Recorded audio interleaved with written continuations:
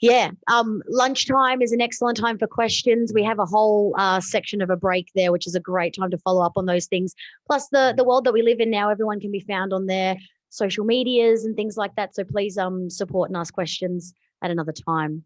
Apologies for keeping things kicking on. It's the bossiness in me that's going to make sure that we have our lunch breaks on time, because it's the only thing I judge the successful MC role on, is that everyone has food at the time they were told they'd get food.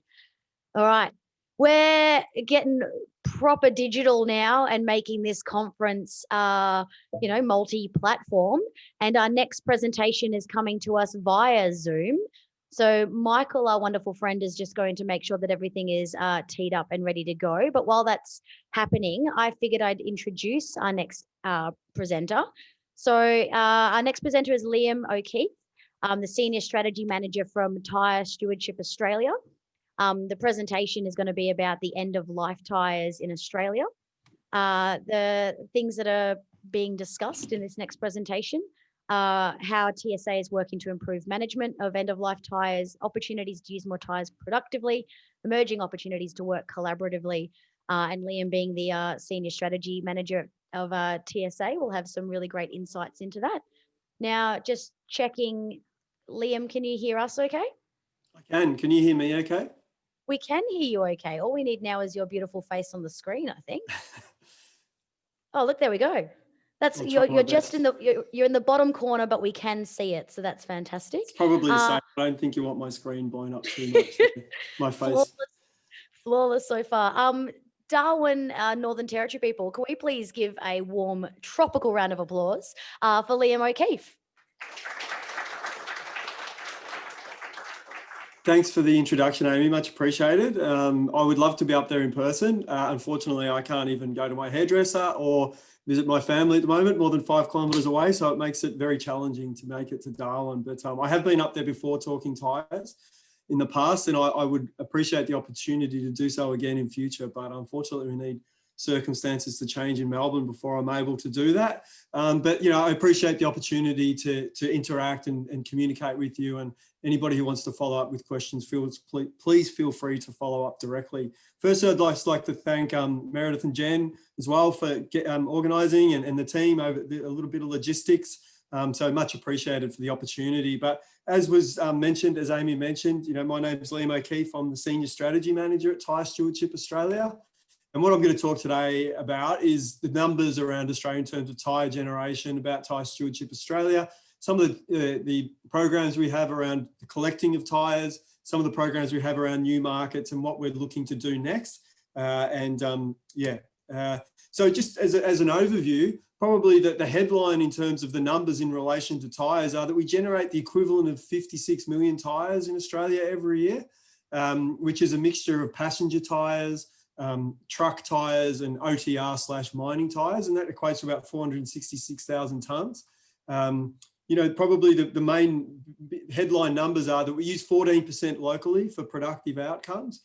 We export around 50-60%, mainly the passenger tyres, which are either baled or shredded and sent overseas. Of course, baling will no longer occur once the ban kicks in December 2021. But probably, there's an issue here around 30% of tyres, are buried or stockpiled or alike, or unaccounted for. So really what we're seeing here is that there's a huge resource arising, but it's not being capitalised upon. And if it's not managed productively, as you'd be well aware in the Northern Territory, particularly from a local government perspective, if it's not managed in an environmentally sound way and the market isn't functioning, it can lead to stockpiles and unintended outcomes. So that's why Tyre Stewardship Australia was set up. We're a voluntary product stewardship scheme set up under the Act. We're a not-for-profit company formed by support of all levels of government. We're funded by an ACCC endorsed levy of 25 cents on per tyre that is sold, per truck and passenger tyre that's sold in Australia. And that funds us to do what we do. So if you come and participate in the scheme that we have, there's no fee for councils or anybody to become TSA participant in the scheme. So that 25 cents is voluntarily paid by Bridgestone, Continental, Goodyear, Dunlop, Michelin, Kumho, Toyo, Yokohama, Pirelli, and we're just starting to get the car importers as well. So Volkswagen have joined and Porsche has joined in the last couple of weeks. And basically what that means, when they sell a car or they sell a tyre, 25 cents goes to us, and then we undertake various activities. One of the key things that we do, accreditation and compliance. And what that means is we have accredited participants within the network. With that levy, we spend close to $500,000. We audit all collectors and recyclers that are TSA accredited. We audit a percentage of tyre retailers. So the tyre retailers commit to use a collector or recycler that's TSA accredited, and those collectors and recyclers then, we audit them. We send an auditor out every year, check OH&S, where how many tyres they get and where they're going. And the reason we do that is so that what we're trying to do is to create, a closed. Can you see that? Hopefully you can see that mouse moving around. But what we're trying to do is kind of create a closed network of suppliers that inhibit tyres leaking from that supply chain and going to unaccredited entities where we don't have monitoring. In terms of the Northern Territory, the accredited entities that we do have are Veolia and Tyre Cycle. They don't have processing in the Northern Territory at the moment. From what my understanding is, they collect and aggregate, and then Tyre Cycle, I believe, processes in South Australia. I know there is another operator there, EcoFlex, which I think was formerly Top End. That was what was happening when I was up there last. And, I also visited Alice Springs, where Fritz had a good process happening there and was using tyres locally, but he's no longer operating. So there definitely is a challenge in the Northern Territory, which is not just a Northern Territory issue, with having good local processes enabling a strong collection. And that's not to say EcoFlex, I'm just saying they're not accredited with TSA. There's a process, there's a conversation we have underway. They may well become accredited, but there's an ongoing conversation there. We have to get our auditors up there, and that process is underway. But they may well become accredited in future, as Top End has been accredited with TSA in the past. One thing I also want to talk about is market development, and what that's one side of the business I've touched upon is the collection side, and what we want to ensure that tyres that are disposed of go to responsible processors, and they're monitored, they're processed, and they're not dispersed and dumped. But once they are collected, what do you do with them all? It's particularly when there's the equivalent of 466,000 tonnes. It's a lot of tyres. So what do we do with them? Tyre Stewardship Australia has invested $6 million in the last 5 years. Across a number of projects. So this is old, actually, it should say 6 million. So we invested about $2.5 million in the road sector. Civil infrastructure is a big focus of ours in terms of, I'll talk a little bit about that. We're also looking at advanced manufacturing, so using crumb rubber and other kind of powder derivatives from tyres in advanced manufacturing for polymers and plastics. We're also researching in the rail sector and building and construction.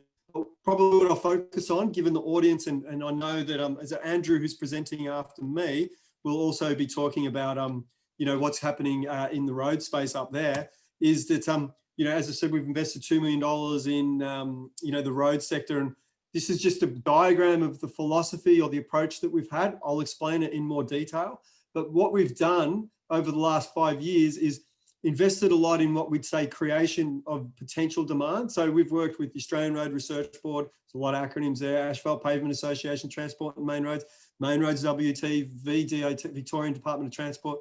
Basically what we've done is we've funded specifications, taking specifications from Arizona, California, transferring them to Australia so that they can incorporate crumb rubber into them. And then once that's available, then when a procurer of roads from potentially a road authority, they want to choose that crumb rubber road, they can, against a polymer modified binder road. And we're doing a project of around $1 million with Austroads in that regard at the moment. We're also then, what we do is demonstrate the benefit. So once the specs are changed, then we fund councils and alike to install those roads. And just FYI, I've sent an email to Meredith and Jen Pryor saying, we have a fund that is open for local governments to install low traffic roads. It closes today. You've got an extra hour and a half because you're in the Northern Territory and an hour and a half behind. But we extended it by a week, and I've spoken to 2 local governments in the Northern Territory, and we would love to get a project happening up there. So even if you're interested and you can't get it done in the next 5 hours because you're at a conference, follow up and we'd be happy to try and accommodate, because we really want to get crumb rubber in the roads up there. Then what we do is fund infrastructure. So as an example, so this is that first box in terms of changing the specs. So we do that, we take projects over We've worked with TMR and Transport Main Roads and the like to then demonstrate those specifications in action, to validate that how it works and see that the industry is able to take those specifications and manufacture locally in Australia. And it's not just something that happens in California and overseas, that it really does work. So when you're a procurer, you know it works and you can use it. Probably, as I said, we've funded, this is a project we did with 6 Adelaide councils where they installed crumb rubber in different parts of the state, the city, looking at different challenges with crumb rubber and how it can overcome some of those issues. And that formed the basis, as I said, of the Low Traffic Road Fund, which we have out at the moment, which closes at 5 o'clock, 6:30 for you.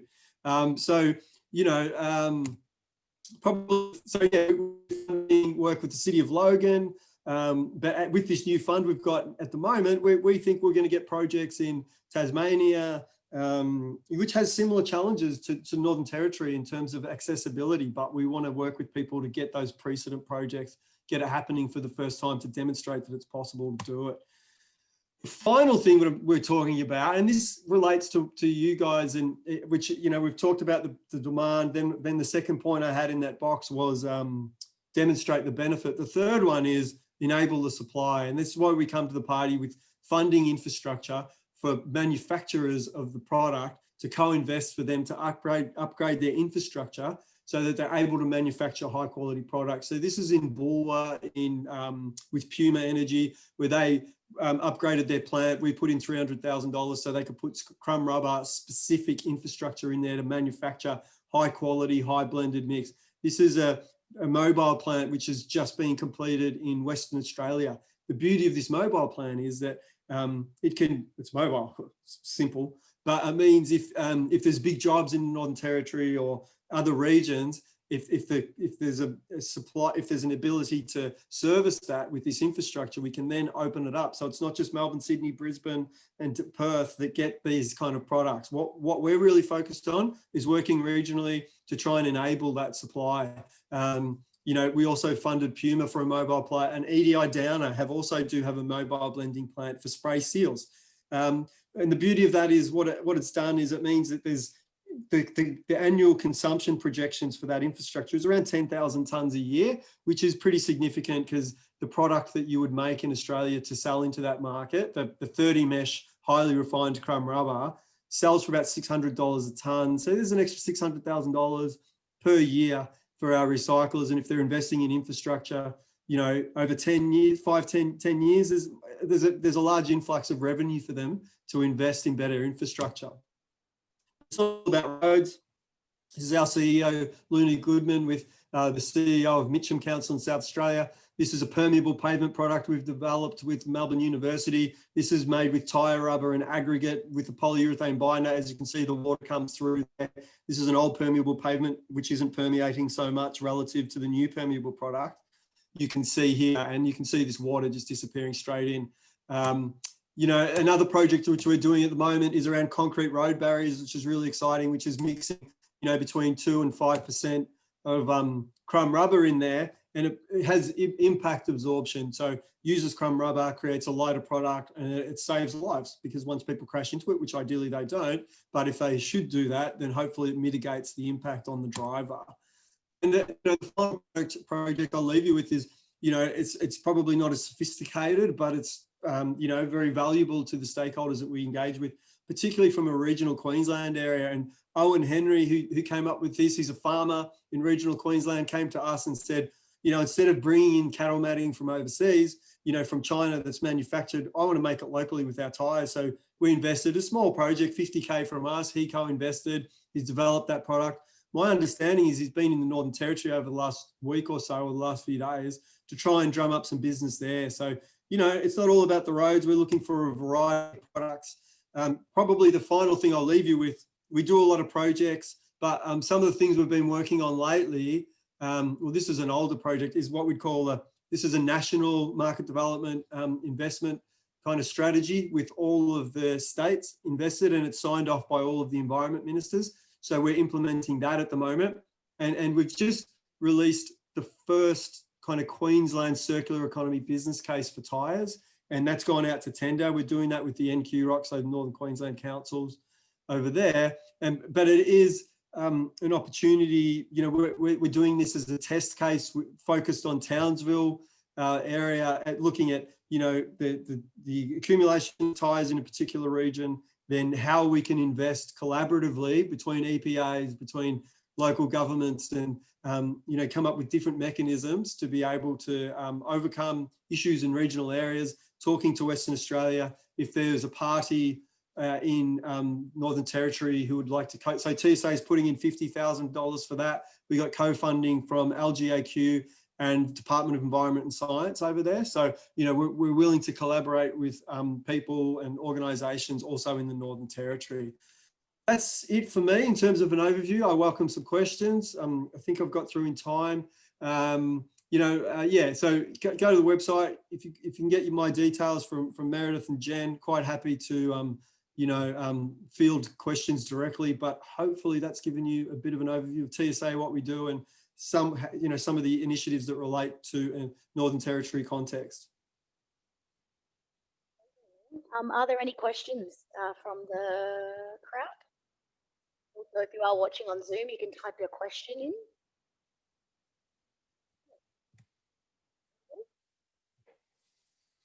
Oh yeah, excellent. You are the high achiever. I love this.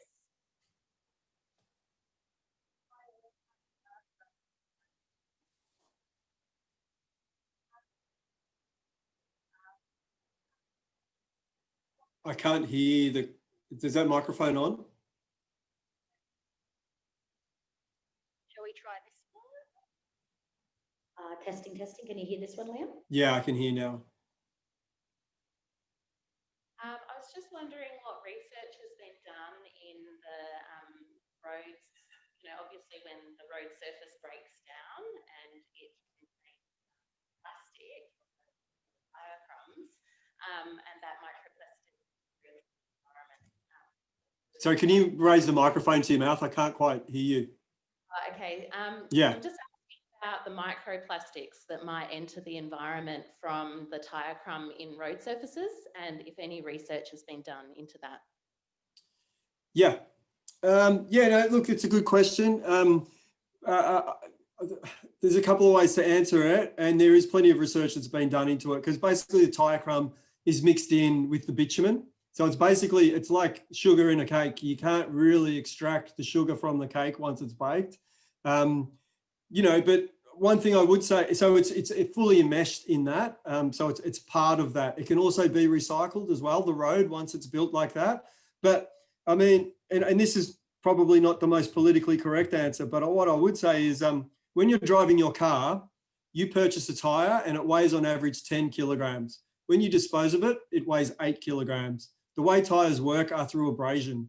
The second biggest contributor to microplastics in the world is tyres. So by driving from home tonight, you will probably emit more microplastics from your car than that road will emit. It's not palatable. There is a lot of work happening in the space at the moment. We've just employed a researcher to look at that, but this is a global issue, and you know, there's 1.5 billion tyres sold annually in the world. So you know, the elements that are recycled and recovered into roads relative to the, you know, high amount of abrasion which occurs with tyres when we drive every day, that's where we should be focusing our efforts.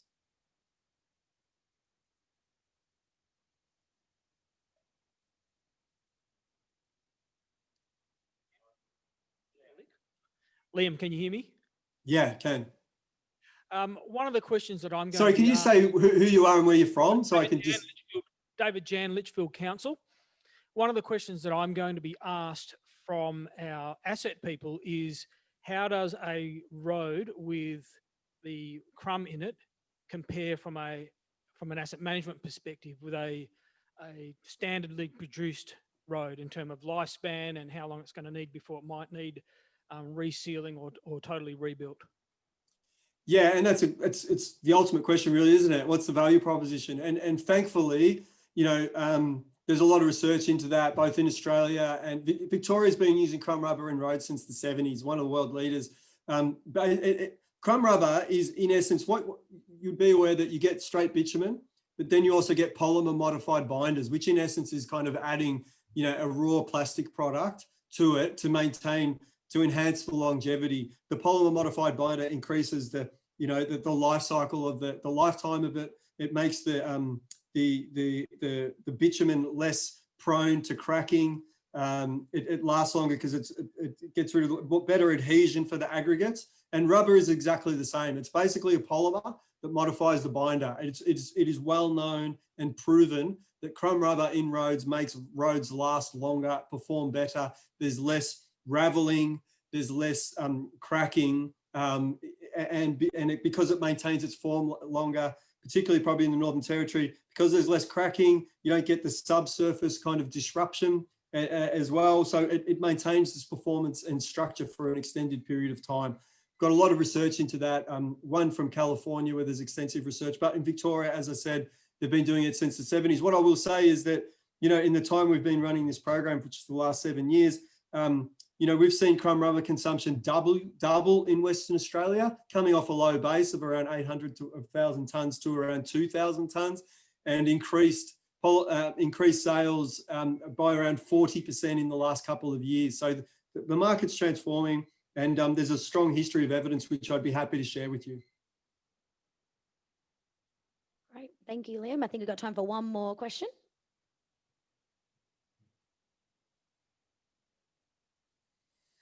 I was wondering because, my name is Jana. I work for 5 councils in the Big Rivers region. I was wondering because we're talking about end-of-life tires in Australia, and basically what you're suggesting is to create a new product. So what happens when this new product comes to the end of its life? So basically we're dealing with the tires by creating a new product, basically similar to solar panels. Like, we've had solar panels for so long but never really thought about how to dispose of solar panels. So yeah, I was wondering whether it's recyclable or... Yeah. Look, it is recyclable. I mean, but really it depends on the product you make and how the material is used and how it's incorporated into the manufacture of a new product. I mean, we're talking about roads at the moment, so I'll just use that as an example. And we just finished work with Main Roads WA, where they took a chrome rubber road and recycled it with RAP, which is a standard rubber, recycled asphalt pavement is a standard. Roads are recycled all the time. They kind of profile and break it up into different aggregates and reuse it. If the rubber can actually enhance the performance of the recycled product because you maintain that kind of residual bitumen on the aggregate, which can be utilized in the manufacture of that road again. So we just finished that research with WA in the last couple of months. I mean, other products, it really depends on the product that you're referring to, but in reference to roads, it is recyclable. I'm just trying to think of other products that we're talking about. It depends how fine you put it, whether it can be extracted, but generally, if you can extract that rubber product, it can be recycled again. With solar panels, FYI, there is a new scheme coming, which is being proposed by the federal government around solar panels at the moment. So it is an issue that there is awareness of, and you may well be aware of that, but the states are making a proposition to get a solar panel product stewardship scheme off the ground. Thank you. Thank you so much to Liam O'Keefe. Could we please have a round of applause for that presentation? Yeah. Liam, I'm not sure if you could hear the round of applause, if it came through on the microphone, did it? It did, thank you. I appreciate it. Look, as I said, would love to be up there. We'll see how things progress down here, but and I appreciate the opportunity to talk to you guys. And as I said, if anybody wants to reach out, please share my details, and would appreciate the opportunity to engage further. Excellent. Thank you very much, Liam. And moving right along into our next presentation, my friends. And actually, before we do that, can we have a round of applause for Michael and all the team behind the scenes? Because that was kind of flawless, I think, in terms of multi-platform. Yeah, we did it. We did it. The technology worked for us. Amazing.